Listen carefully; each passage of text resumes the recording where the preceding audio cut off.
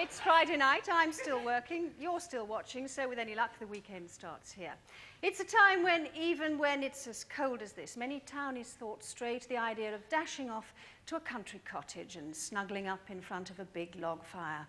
Or if the week's gone really badly, to going off to the country and never coming back again. So tonight we thought we'd try a spot of country living. So pour yourselves a glass of elderflower wine, put the ferret down your trousers, and relax with Janine McMullen and John Humphreys, both of whom have gone native in their time with varying degrees of success, and another of my guests who is a man who thinks that country life is what you read about at the dentist's. He's an urban trend spotter, Robert Elms.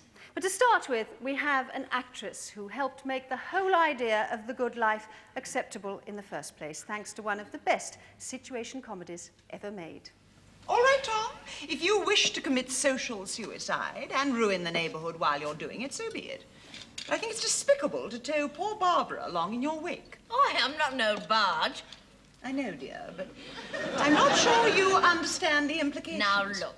Your goat, dear, has it got a name? Yes, Margot. Cherry.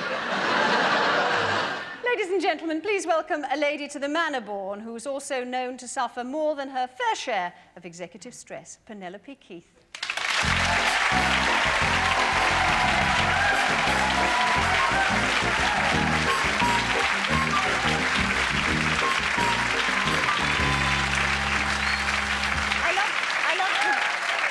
I love the wig. The wig was lovely. It was one of the best sitcoms ever, wasn't it? It must have been one of the best parts you've ever had, Margot. It was a wonderful part, yes it was. It was a great part. Those parts don't come very often. And it was a wonderful part. Because it was repeated, not like during the Olympics, wasn't yes, it? it was. With We were the kind amazing- of precursor of the Olympics. No, that was me. I was Oh, asking sorry, you I were the think. precursor. Yes. Sorry, we were the pre-precursor. Yes, yes. But you did get very good viewing figures, I think. You see, Yes, it I holds believe up. so, 13 years old, that's Yes, it is. It's Yes, amazing. I've just been talking to the person, Brown Jones, who was our floor manager. We were reliving old days, yes. I didn't realise it was 13 years ago. Well, I think the first series was, which is Yeah. incredible. You, of course, were supposed to be the one who didn't have green fingers at all, which is entirely wrong. I mean, it was Penelope Keith. It was Felicity Kendall who didn't, wasn't it? Well, I used to take in lettuce seedlings rather a lot, and any other seedlings I happened to have a surplus of, and give them to the rest of the cast, to Dickie and Paul and Fu, and they'd always ask me which end to put in, you know. And, and so I was really the gardener among them all. But you used a real garden, didn't you? Yes, we used a garden. The other house was in. It was very difficult to find not only a house for the goods, but a house for the Ledbetters next door. So we had to find one family who didn't mind their garden being dug up, and one who didn't mind the garden next door being dug up, which was quite a challenge for the BBC. However, being the BBC, they found it. And we filmed over a period of about 3 or 4 years in a garden in Northwood, which I think must be the most successful garden there now, because it was dug up every year.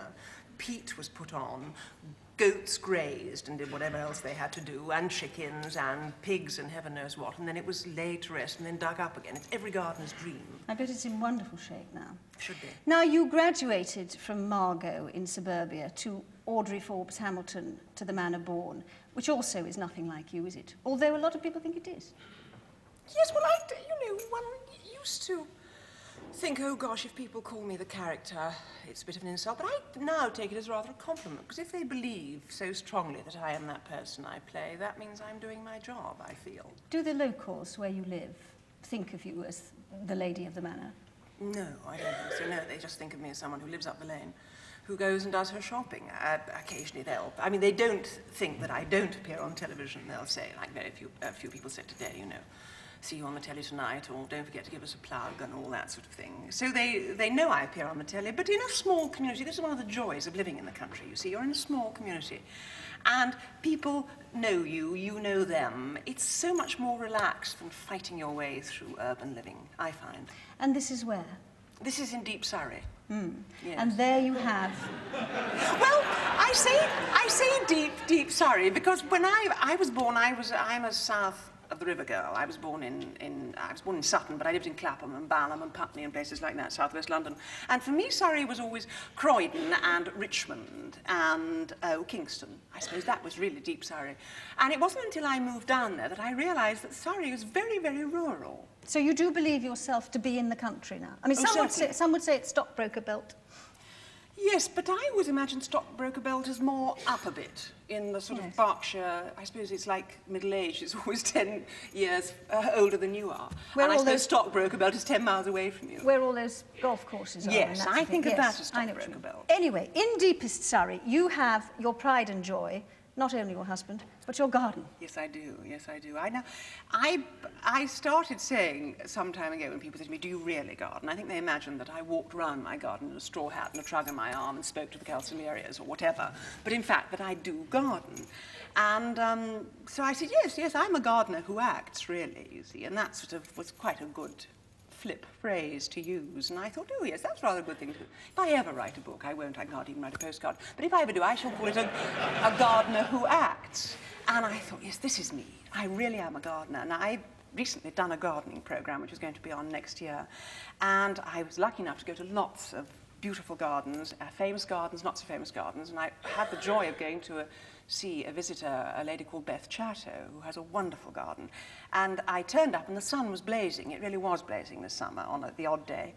And I said to Beth, gosh, look at the day. Bit bright, isn't it? It's not that good. She said, oh, no, it's not, is it? I said, no, it makes the skin look awful. She said, I don't mind about the skin, it's the plants who look rotten. And I thought, probably I am an actress, really. So what is your garden? Is it all herbaceosity, or is it vegetables? Or? No, it's a bit of everything. I'm a sort of fairly multifarious gardener. I do have an herbaceous border, which is a pride and joy, and it's quite a long one, really. It's about 100 foot long. But I have a bit at the back where I have a water garden, and I have a small vegetable plot, and I have a greenhouse. I sort of dabble. And do you get any help in it at all? Yes, I do. I'm not that good at digging, because it's the back, you know. And so I have someone who does help. Is this husband or help? Oh, no. He walks around the garden saying it's remarkably weed-free, this garden, isn't it? As I am bent double beside him, you know. But no, I have someone who comes and helps. But he's very good, the husband, Roddy, with a chainsaw. Oh, yes, he was wonderful in the storm. Yes. The storm brought the best out of a lot of people. Yes, he was wonderful in the storm with the chainsaw and cutting neighbours out of their houses. I mean, not literally, the trees. And all that. So are you happy? I mean, do you feel you've got away from what one might call city stress, the telephone and traffic? You know, the sort of thing, maybe you still get it, I find it terribly. You settle down at home, 9 o'clock in the evening, watch a bit of telly, you know, end of day, telephone rings. It's somebody wanting to sell you double glazing. They don't sell double glazing in the country, they sell logs. No, but I know what you mean. Sadly, the telephone still rings. We didn't even during the storm, the telephone was still there, although we hadn't electricity for 8 days. The telephone, I'm afraid, still rings. It's remarkable. We were walking up our lane the other day, walking the dogs, and a car went past.